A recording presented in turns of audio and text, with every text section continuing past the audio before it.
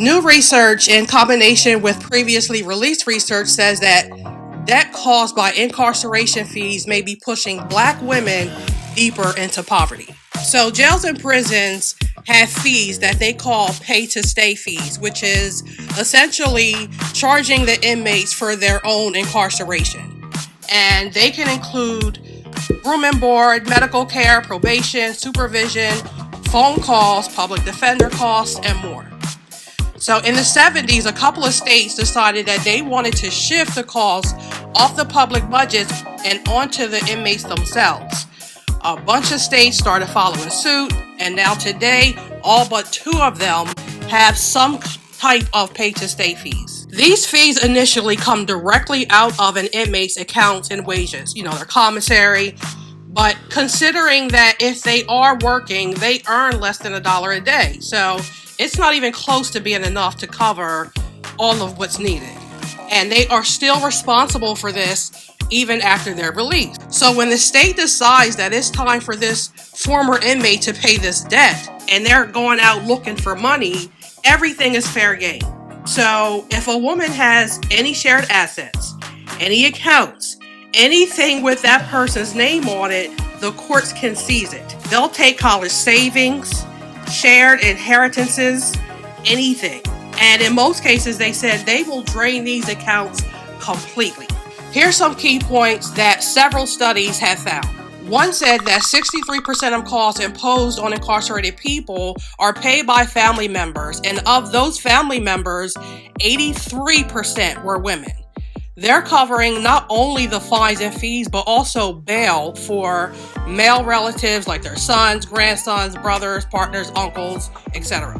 Family members take out loans, use tax refunds, empty retirement accounts, and pawn valuable assets just to pay for these. The person who most often paid for these legal debts were, unsurprisingly, mothers, 33%, followed by romantic partners, 23%, and a significantly smaller percentage of fathers and siblings, 12% each, friends 7%, and children 5%. One report found that 87% of family members responsible for prison phone calls and visiting costs specifically are women, 91% are Black and Hispanic. More than 1/3 of families went into debt to pay for phone calls and visits in the Black community, regardless of the gender of the person incarcerated. So whether it is a Black man or a Black woman, it is the women, mostly mothers,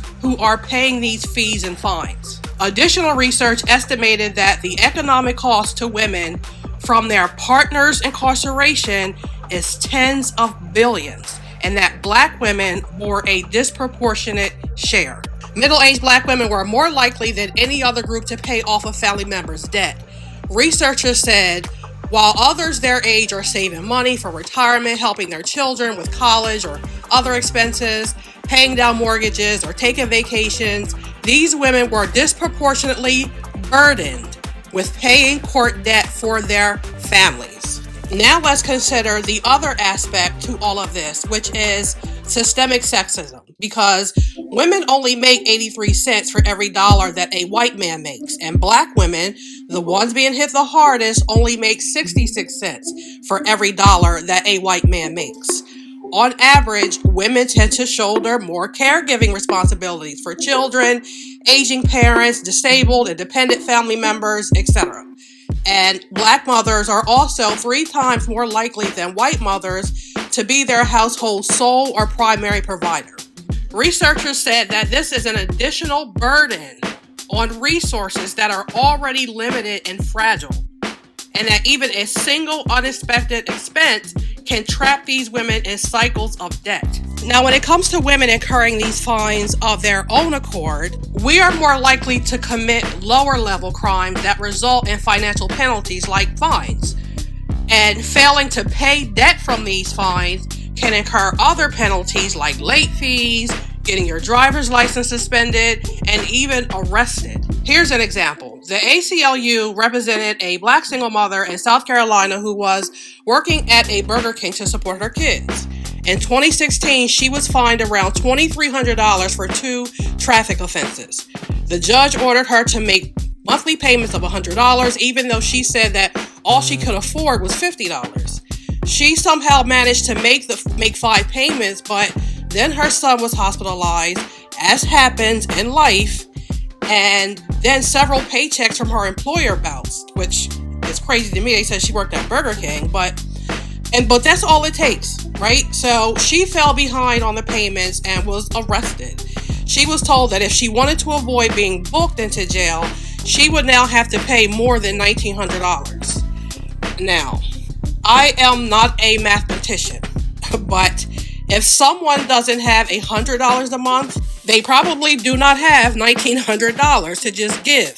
According to a Federal Reserve survey, 37% of Americans would not be able to afford a $400 emergency expense.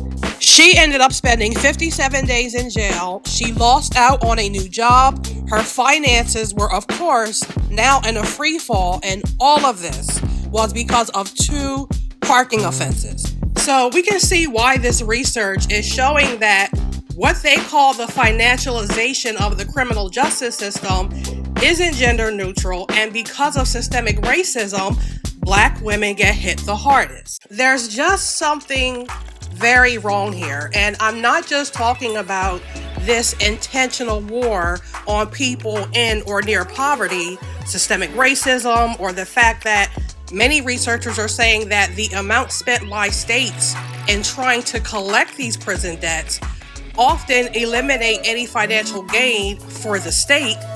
I'm talking about this thing where Black women are the ones always being the burden bearers for the entire community. Over and over, generation after generation.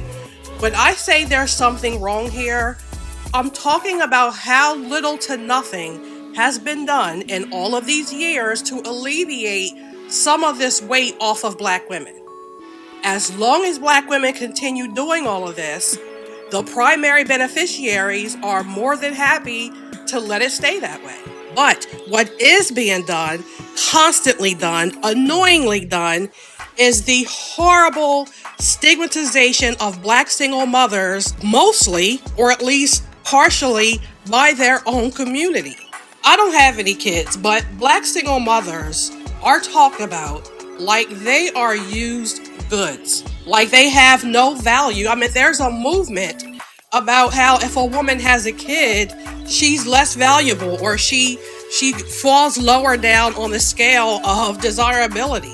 And they push it intentionally. Black single mothers are, like, despite it taking 2 people to make a kid, they're somehow solely responsible for being a single parent. They're even somehow responsible for everything that's wrong in the community. They are somehow responsible for the actions and even the emotional state of Black males. And yet, here we have again another example, written in black and white, documented, of what Black single mothers are actually doing. They're out here going further into debt, deeper into poverty, risking their homes, bankruptcy, working 2 and 3 jobs to help pay this shit off. They're watching the kids, they're taking the kids up to the prison for visits. They're just out here doing all of this. And yet the disrespect continues. And for the ones who are like, don't put us all in one group, again, I will keep saying, where are all the good Black males who are pushing back against narratives like this? Like, why do y'all just sit back in silence and do and say nothing?